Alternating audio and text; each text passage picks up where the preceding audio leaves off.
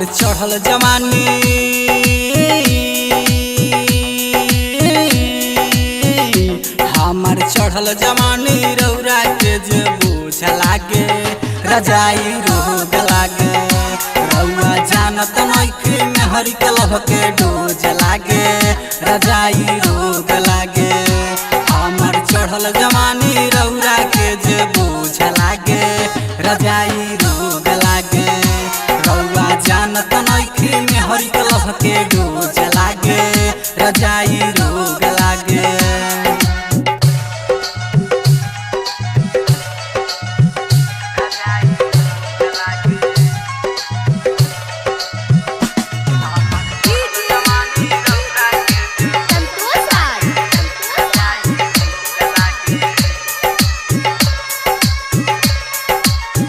जब जब जाड़ लागे तकिया के टोइले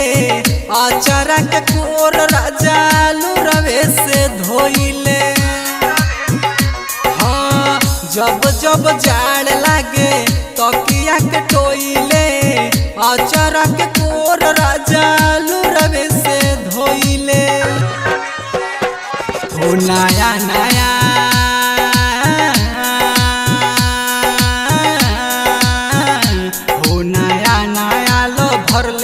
पर पूज लागे रजाई रोग लागे रौआ जानत नइखे मेहर के लभ के डोज लागे रजाई रोग लागे हमार चढ़ल जवानी रौरा के जे बोझ लागे रजाई रोग लागे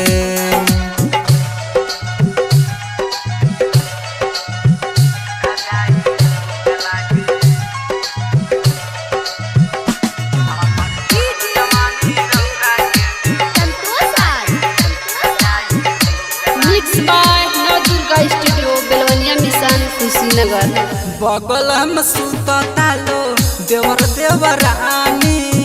ओ लोग के रोमांस देखी होई पानी पानी बगल में सुतता लो देवर देवरानी ओ लोग के रोमांस देखी होई पानी पानी रौरा बिना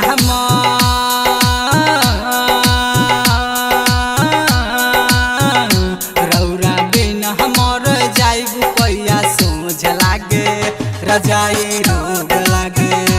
हमार चढ़ल जवानी रौरा के ना बोझ लागे रजाई रोग लागे रौआ जानत नइखे मेहर के लभ के डोज लागे रजाई रोग लागे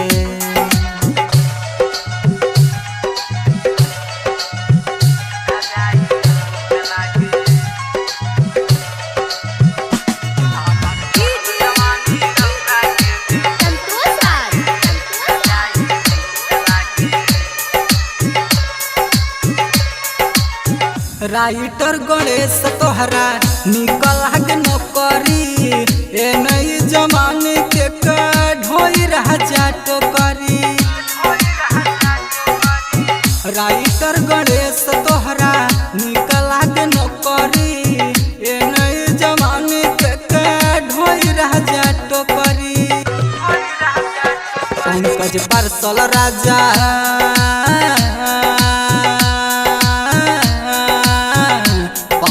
पार्सल राजा देवरा के अब खोज लागे रजाई रोग लागे हमार चढ़ल जवानी रौरा के जे बोझ लागे रजाई रोग लागे रौआ जानत नइखे मेहर के लभ के डोज लागे रजाई रोग लागे मिक्स बाय नव दुर्गा स्टूडियो बेलवनिया मिशन कुशीनगर।